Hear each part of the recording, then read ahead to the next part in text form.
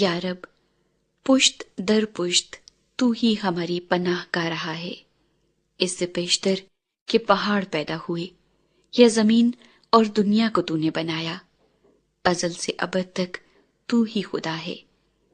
تو انسان کو پھر خاک میں ملا دیتا ہے اور فرماتا ہے، اے بنی آدم لوٹ آؤ، کیونکہ تیری نظر میں 1000 برس ایسے ہیں جیسے کل کا دن جو گزر گیا اور جیسے رات کا ایک پہر۔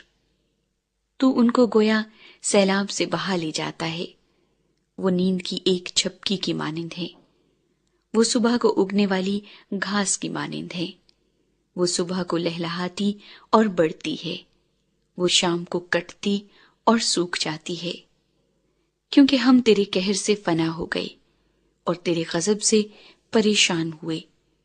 تو نے ہماری بدکرداری کو اپنے سامنے رکھا اور ہمارے پوشیدہ گناہوں کو اپنے چہرے کی روشنی میں، کیونکہ ہمارے تمام دن تیرے قہر میں گزرے، ہماری عمر خیال کی طرح جاتی رہتی ہے، ہماری عمر کی میعاد 70 برس ہے، یا قوت ہو تو 80 برس، تو بھی ان کی رونق محض مشقت اور غم ہے، کیونکہ وہ جلد جاتی رہتی ہے اور ہم اڑ جاتے ہیں۔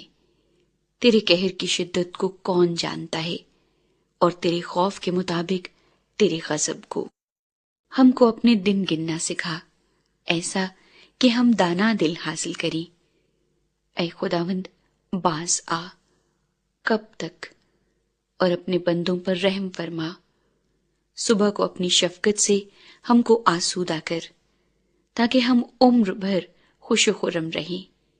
جتنے دن تو نے ہم کو دکھ دیا اور جتنے برس ہم مصیبت میں رہے، اتنی ہی خوشی ہم کو عنایت کر۔